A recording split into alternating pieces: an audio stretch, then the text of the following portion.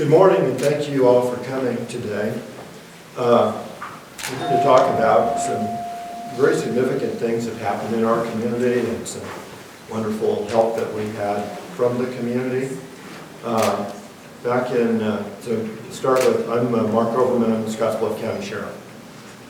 Back in September one day, I get a call from an FBI agent in Wyoming that I know in Cheyenne, and he says, "You need to know about this guy. This guy called our office," and that guy was Bradley Garcia.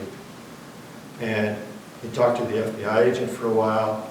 The FBI agent said, "This guy, he is in your community." I think based on everything he told me, we talked about a lot about it in detail. Basically, this is a very dangerous dude that's in your community. So we were working on that. Then another individual called us and said kind of the same thing, called our communication center, said that he had weapons, he wanted to kill somebody, and so that's how this whole thing started. One of my deputies was out looking for him, saw him driving, pursuit ensued. He drives through Gearing, he fires shots at the deputy, shooting out his own window, and then he crashed into a house in Gearing, went inside and took, there was 3 females that were taken hostage at that point. And so things like that would get you a lot of law enforcement response, and they did, like unprecedented from anything I've seen before. So we started with the Scottsbluff County Sheriff's Office, and during the course of this, virtually every one of our deputies was involved. Gearing Police Department they joined in the pursuit when it was happening. I've looked at, I would say virtually all of the Gearing Police Department was involved with this. The Scottsbluff Police Department has sent significant assets, including, we have a Scottsbluff County SWAT team that includes guys from other agencies, including ours, and they responded. Nebraska State Patrol was very quick to respond, and they sent lots of people from across the state. They sent their SWAT team to assist. We had 2 law enforcement rangers from the National Park Service, and the Lyman Police Department represented the Mitchell Police Department. We needed an armored vehicle, and Alliance Police Department has one. We put that call out, and Alliance Police sent 3 officers in their armored vehicle. Because when we got there, within the first hour or so, and a lot of us were there, myself, Chief Holtis were there, and this guy was firing rounds at our officers.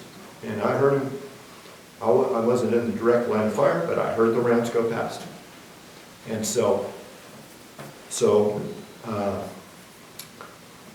while this was going on, I get in touch with the FBI agent that called me and said, "Hey Zach, this is what's going on right here. This guy he said he's got hostages and he's shooting at us." And so Zach says, "Oh my God, you need some help?" And I said, "Yeah, well, maybe so." And so I think that kicked off a series of phone calls, and then within a fairly short period of time, Zach, who happens to be on the FBI Denver SWAT team, and an FBI negotiator that also works in Cheyenne, he called and said, "We're on the way, and I think you're getting Denver SWAT and Omaha SWAT." And so I started getting phone calls from some of the top dogs. I got a phone call from Quentin Cavan, who's here today, and from Gene Cal, who's the special agent in charge in Omaha. And so they were coming, and they told me, "We're getting these 2 SWAT teams, Omaha FBI and Denver FBI." And then Quentin says, "So I have to make some phone calls to coordinate this. And the next phone call, somebody's going to ask me if you want HRT, and that's the hostage rescue team." And so if you're in law enforcement, if you're involved in it, you know who these guys are. They're a full-time FBI SWAT team that's based at the FBI Academy in Quantico. And they'll go anywhere in the world. and they can get there pretty fast because they have the ability to do that. And so I talked to George in the State Patrol, and he said, we're offering this HRT. He said, no downside to that. Because knowing this subject, and I knew him and a lot of the law enforcement officers, we thought this could go on for a while. And he's got hostages. And so we said yes to HRT, and that kicked things off. So we had lots of FBI personnel out. We also had the Gearing Fire Department was there the whole time and provided a lot of support to us. And so that's who was involved in this kind of how everything got kicked off. So, Chief Holmes. Good morning. Thank you. I'm George Holtis. I'm with the Gearing Police Department. Mark has detailed a little bit of the law enforcement response, but what I am most proud about this incident is the community response. The response we had from our citizens and from our churches. It was unheard of to the folks from the FBI. These agents are from all over the United States, and after the incident was over, they specifically made a point to mention to Sheriff Overman and myself that they have never seen a community come out and respond and offer the assistance and the support that they saw from Scottsbluff and Gearing churches and community and members of our faith, our leaders of our faith community. They also indicated to us that normally when their HRT team travels to an incident like this, they have 1 or 2 people that they detail with their logistics crew, lines up hotels, lines up meals, all those things. With the support they received in Scottsbluff and Gearing, they were able to task that individual with other logistical needs and planning needs, because all the food, all of the creature comforts that these first responders needed was provided for them by you all and your congregation members and your volunteers. And again, hands down, they have never seen that in all of their travels, and these people have been to many wonderful places, and they were touched by it, and we were touched by it, and we could not have been successful without all of you. So thank you. And they accommodated 50 to 100 first responders in their church, and they fed them all 3 meals, and they had coffee, juice, donuts, rolls, all the fixings for your coffee that you would need, water, all day, every day. And it was over the course of about 3 days, I think, that they staffed this with volunteers and all of the things that those first responders needed. So we could not have been successful without you all. And so with that, I would like to introduce Supervisory Special Agent Quentin Caban from the FBI in Omaha. Good morning. The FBI's mission is to protect the American people and uphold the Constitution. To be successful in that, we heavily depend on our federal, state, and local law enforcement partners. But equally as important are the partnerships that we have with the communities that we serve. Northfield Church and the Rock Church offered outstanding assistance to law enforcement as we negotiated the release of the 3 hostages and then successfully brought the suspect into custody. In recognition of that, I have letters of gratitude from FBI Director Christopher Wray. The FBI wants to thank you for your partnership with us and for your dedication to the communities and the people that you serve.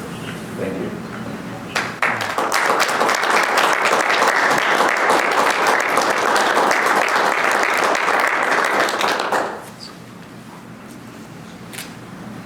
So at this time, I would like to introduce to you Pastor Kylie Calloway from Northfield Church and Pastor Tyson Lambertson from the Rock Church in Scottsbluff. Pastor Lambertson is also the the Nebraska State Patrol chaplain, and Pastor Calloway is the Gearing Police Department chaplain. So with that, would either of you like to make comments? I'm just checking to see if this is a get out of jail free card here.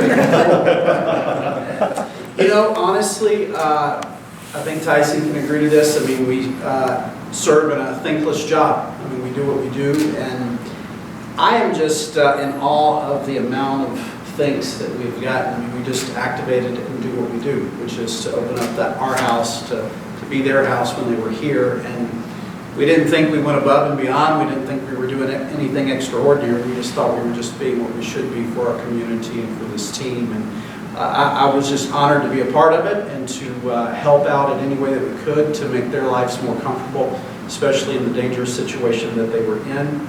And just to watch how they moved and meticulous and slow they were, which just for me upped my honor for the police force and the FBI and what they do, because we see so much on the news of all the bad press, is that we really got to see behind the scenes. And to me, that was the most special thing, was just to see how they were just very tactful in what they did and precise in what they did to make sure that this man came out unharmed and everybody was safe. So thank you for the thank yous, but we were just, I felt like doing what we were doing and just being who we are, which is just loving on people and loving on our community.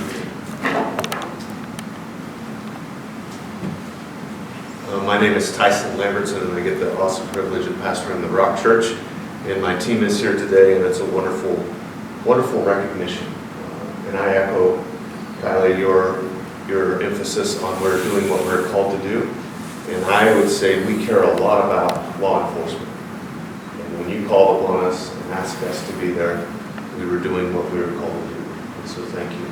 I would like to also mention Olé Restaurant, because I called them and they responded quickly and they put their kitchen to work. And if you could have seen the kitchen also while they're serving the restaurant and making this all happen, they deserve recognition as well. So thank you, Olé Restaurant, and go support them. Thank you.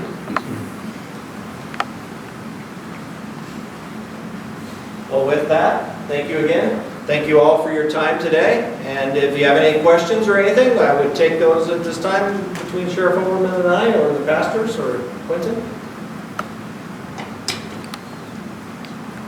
Thank you very much. Okay.